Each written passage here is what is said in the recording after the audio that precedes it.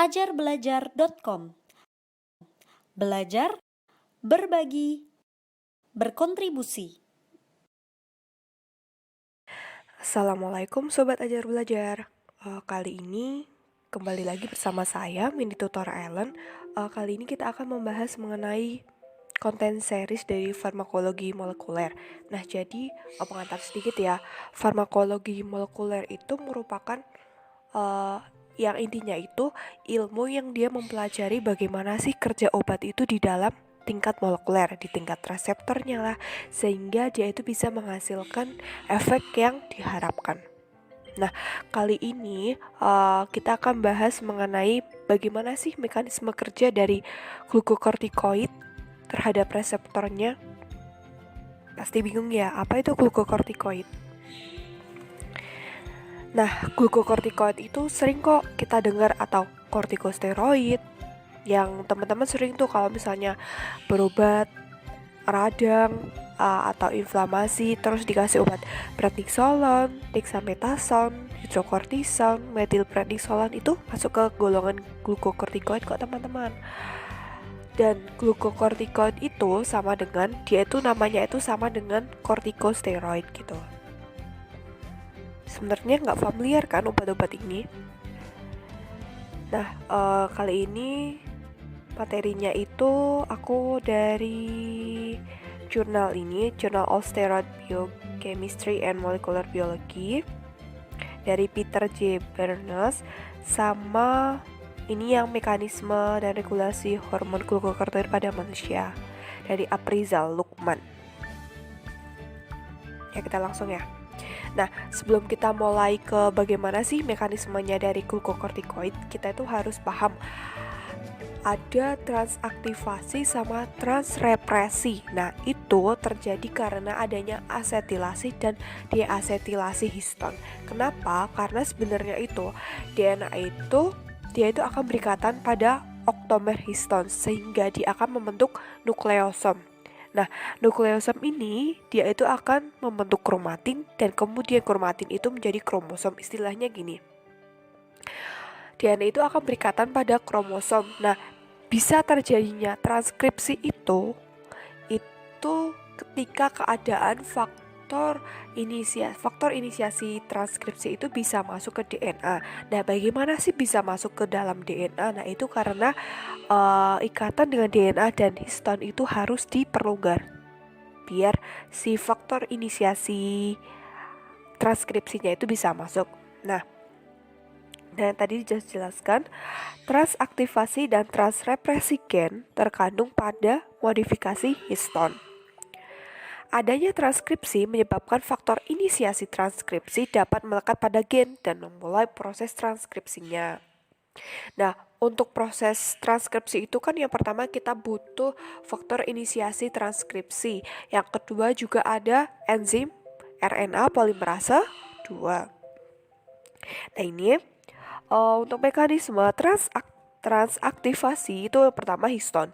Histon itu dia tuh punya ujung lisin yang banyak banget. Nah, ujung lisinnya ini dia itu mudah terasetilasi. Nah, karena terasetilasi ini akhirnya kan mengubah muatan dari muatan elektrik pada inti histon.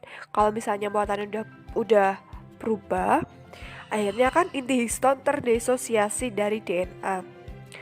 Terjadilah perubahan konformasi. Nah, konformasi ini menyebabkan kromatin terbuka. Karena kromatin terbuka, akhirnya faktor inisiasi transkripsi dan RNA polimerase 2 dapat masuk dan melakukan transkripsi. Nah, transkripsi ini merupakan transaktivasi gitu. Kemudian asetilasi ujung lisin ini tuh dia diatur oleh enzim HAT. Nah, kalau misalnya untuk asetilasi itu kan enzim HAT, tapi kalau nanti di mekanisme transrepresi yang enzim mendeasetilasi itu enzim HDAC gitu. Transaktivasi juga membuka akses enzim polimerase 2 untuk memulai transkripsinya. Lalu, bagaimana sih mekanisme dari transrepresi? Nah, mekanisme dari transrepresi itu, kalau tadi kan transaktivasi kan karena terjadinya asetilasi pada lisin. Kalau transrepresi berarti di deasetilasi. HDAC-nya ini mendeasetilasi ujung lisin inti histon. Nah, kalau misalnya udah di deasetilasi, akhirnya dia ini akan kembali membalut histon dengan kuat tuh. Nah, dengan kuat akhirnya kayak faktor transkripsi, faktor inisiasi transkripsi, RNA polimerase 2 itu nggak bisa nempel pada gen sehingga tidak terjadi transkripsi. Akhirnya terjadi transrepresi gitu. Nah, kita bahas sedikit tentang glukokortikoid ya. Sebenarnya glukokortikoid itu udah ada di dalam tubuh. Nah, dia itu merupakan golongan steroid yang memiliki 21 atom karbon dengan fungsi utamanya itu meningkatkan gluconeogenesis. Nah, dia disintesis dari kolesterol di dalam mitokondria atau di RE, sel korteks adrenal. Dalam sintesisnya membutuhkan 3 hidroksilasa yang bereaksi secara berurutan pada posisi C17, C21, dan C11. Lah, lalu fungsi dari glukokortikoid itu apa sih? Nah, ada berapa nih? Yang pertama ada perantara metabolisme gluconeogenesis yang pertama. Yang kedua ada respon imun dan respon anti radang. Nah, itu kalau teman-teman misalnya sakit gitu, sakit radang gitu kan kadang dikasih glukokortikoid kan ya. Kemudian pengaturan dalam fungsi kardiovaskuler, metabolisme cairan dan elektrolit, kalsium, dan pertumbuhan jaringan penyambung otot dan tulang serta respon terhadap stres. Nah, yang obat-obatan itu glukokortikoid sintesis itu biasanya lebih ditujukan kepada antiinflamasi dan kelainan imunitas, kayak autoimun gitu loh, kayak misalnya penyakit lupus atau yang lainnya.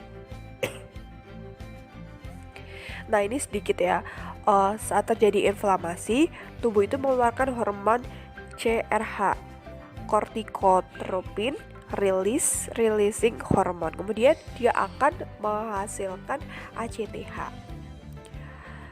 Glukokortikoid ini akan memberikan efek kalau misalnya dia itu berikatan dengan reseptornya. Nah, reseptornya itu namanya reseptor glukokortikoid atau kita tadi singkatnya RG gitu aja ya, biar lebih singkat. Nah, ini mekanismenya.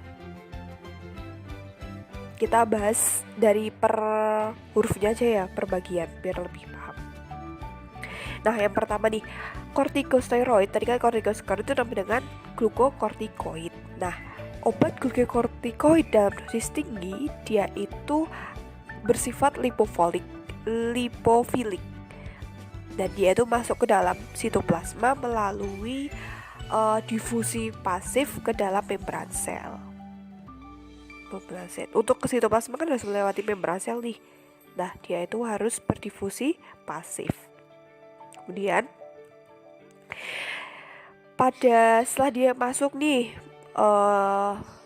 udah masuk ke membran sel, dia akan berikatan dengan GR. GR ini tadi reseptor glukokortikoid di dalam sitoplasma. Obat glukokortikoid akan berikatan dengan RG yang inaktif. Nah, awalnya tuh RG ini dia itu inaktif karena dia itu berikatan dengan caperones.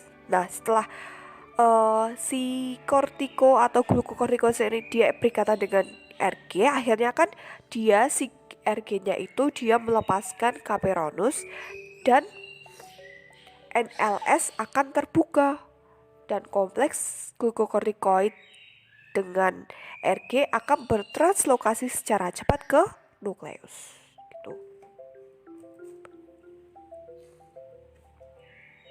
Kemudian langsung ke C. Nah, tadi kan udah berikatan nih antara glukokortikoid dengan reseptornya.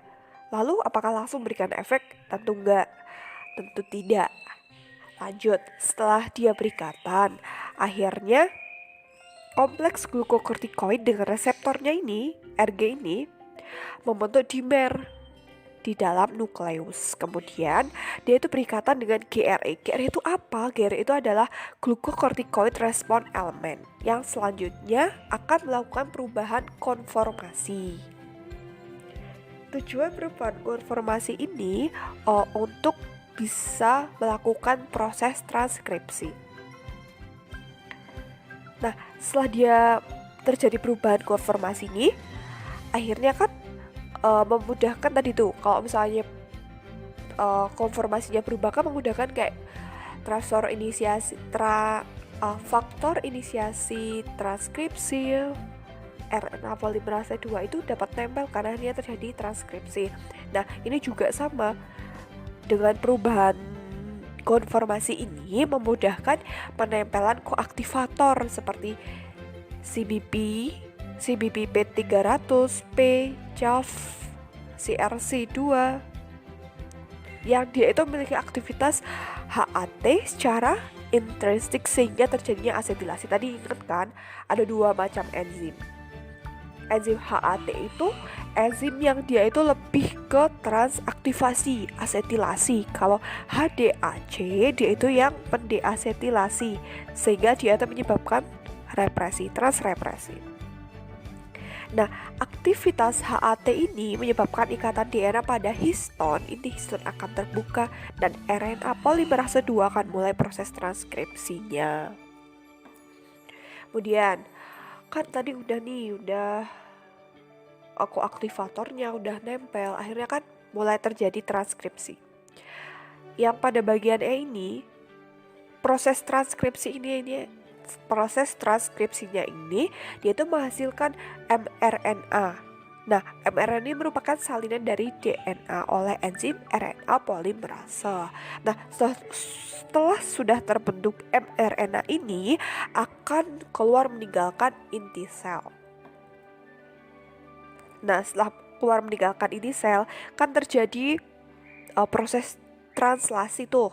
Kan pertama tuh kalau regulasi gen itu ada transkripsi, ada translasi gitu kan. Setelah transkripsi kan akhirnya ditranslasikan, diubah menjadi diterjemahkan oleh ribosom untuk menjadi suatu protein. Nah, kayak sama. Kalau proses ini, proses glucocorticoid reseptornya setelah terbentuk mRNA ini, akhirnya dia itu akan ditranslasikan oleh ribosom menjadi protein antiinflamasi. Contohnya tuh kayak annexin 1, SLP1, SLPI, MKP1, IKBE, IKB alpha, GILZ beta 2 adrenoreseptor gitu. Terima kasih, jangan lupa feedback konstruktifnya ya. Wassalamualaikum. Jangan lupa ya untuk like, subscribe, dan yang paling penting isi feedback konstruktif untuk mini tutor.